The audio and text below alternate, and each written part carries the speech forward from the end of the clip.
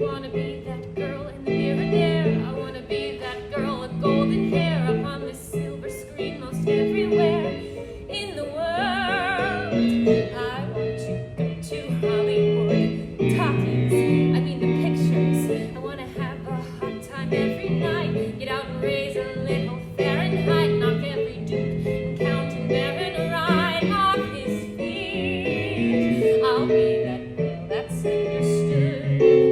Oh, I want to go to Hollywood. I want to sing the blues. Ooh, and a little shimmy at the end. I think we do a little round of applause for that, y'all. You've just gotten a behind-the-scenes look at rehearsal for Grand Hotel the Musical, which opens on Friday at the Whisenhunt at Zach Theater. That was Taylor Beanie singing The Girl in the Mirror, and she joins us today along with producer Marnie Neer. So y'all, good morning. Good morning. Good morning. Thank you so much for being with us. Marnie, talk to us a little bit about the plot of the story, because I've never heard of this before, actually. Yes. So Grand Hotel the Musical is set in 1928 in Berlin. Oh, wow. All takes place in a Grand Hotel. And it's sort of a peek behind the scenes at all of these characters that are coming and going, that work in the hotel, that are staying in the hotel, and their sort of interactions with each other. Interesting. I'm guessing, I mean, it was the roaring 20s here. Is there luxury? Is there, performers getting out there for people wearing fur coats and that sort of thing? Absolutely. So there's lots of luxury. Yes. But behind the scenes, there's sort of the fraying happening, because right after this, everything kind of implodes upon itself, and that we now know, but they didn't know it at the time, of course. So there is definitely luxury, and then a little bit of darkness underneath. Interesting. Yeah, like a little time capsule right before the world changed. Fascinating. Okay. Taylor, I'm not even going to try. So if you wouldn't mind pronouncing your character's name for us. Yes. And then tell us a little bit more about her. Yes. So her character name is pronounced Flemchen, which is the German Flemchen, like phlegm, unfortunately. But it's the German pronunciation, because the musical is set in Berlin in 1928. So she's wonderful. I adore her. She's a secretary who has big dreams of becoming a Hollywood star and leaving to America to do so. But she's got an incredibly rich and full background. She was never handed anything. She kind of has to find her way up and out of this world. And so I think she's funny. I think she's relatable.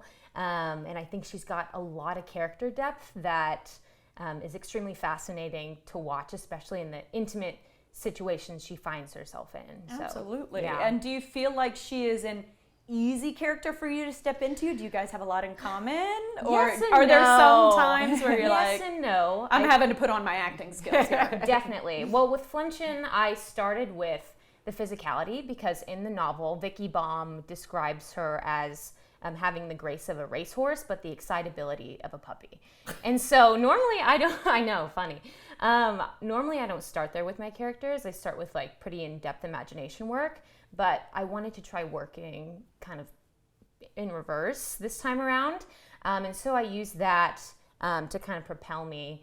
What was the question? I just completely forgot. You answered it. Yeah, if you have something in common with her. Common. Or you feel, I don't know if you feel like the excitability of a puppy on every day. The excitability of a puppy, I do sometimes feel. I feel it right now.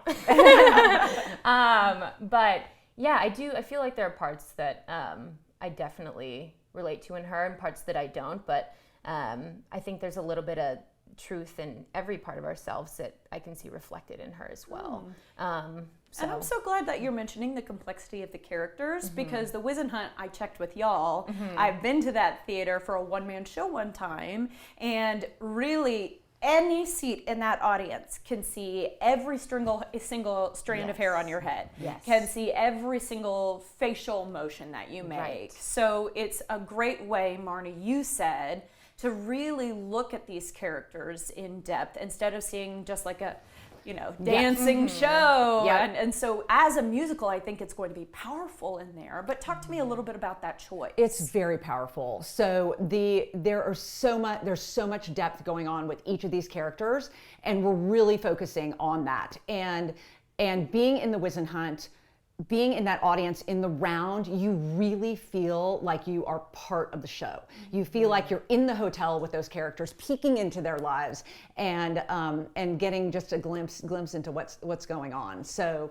it's really a perfect space for us to do this particular show in. I was going to say, and that's kind of what the Alchemy Theater's artistic approach is more about, right? Yes, yes. We always look at a very like realistic take on whatever show we're doing. So we will take a musical or a play or whatever we're approaching and really look at it from like the emotional core and take everything from there.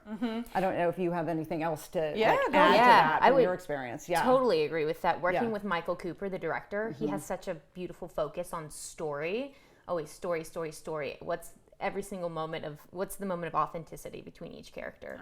And that's something I really appreciate so much, really resonate with, because it's like an actor's dream. Sure. You know? Yeah. So I've had such a great time being able to experience that, and I can tell you firsthand that is definitely the case. Yes. Well, and I'm hearing that it's based on a book. I don't know how long ago that book was written, but Marnie, let's talk about kind of the history of it and its use now for modern audiences. Did you guys have to update anything?